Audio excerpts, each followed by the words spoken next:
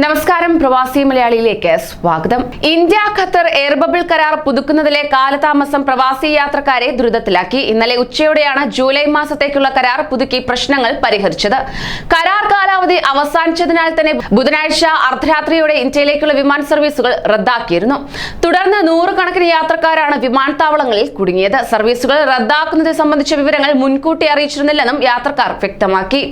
Covid പ്രതിസന്ധിയെ തുടർന്ന് 2020 July 18 മുതലാണ് ഇന്ത്യയിൽ നിന്ന് ഖത്തറിലേക്കും തിരിച്ചുമുള്ള വിമാന സർവീസുകൾക്കുള്ള എയർ ബബിൾ കരാർ പ്രാബല്യത്തിലായത്. കേന്ദ്ര വ്യോമയാന മന്ത്രാലയവും ഖത്തർ സിവിൽ ഏവിയേഷൻ അതോറിറ്റിയും തമ്മിലാണ് കരാർ. എയർ ബബിൾ പ്രകാരം Qatar Airways, air India express, IndiGo വിമാനങ്ങളാണ് ഇന്ത്യ ഖത്തർ ഇന്ത്യ സർവീസ് നടത്തുന്നത്.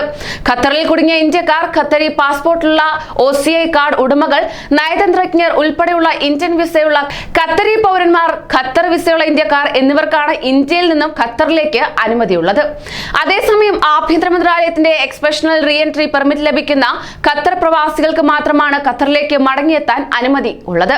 ഇവർ പൊതുജനാരോഗ്യ മന്ത്രാലയത്തിന്റെ ക്വാറന്റൈൻ വ്യവസ്ഥകൾ പാലിക്കുകയും വേണം. നിലവിലെ വ്യവസ്ഥകൾ പ്രകാരം ഇന്ത്യയിൽ നിന്നെത്തുന്ന വാക്സിൻ എടുത്തവർ ഉൾപ്പെടെയുള്ള എല്ലാ യാത്രക്കാരും ദോഹയിലെത്തി 10 ദിവസം ഹോട്ടൽ ക്വാറന്റൈനിൽ കഴിഞ്ഞിരിക്കണം.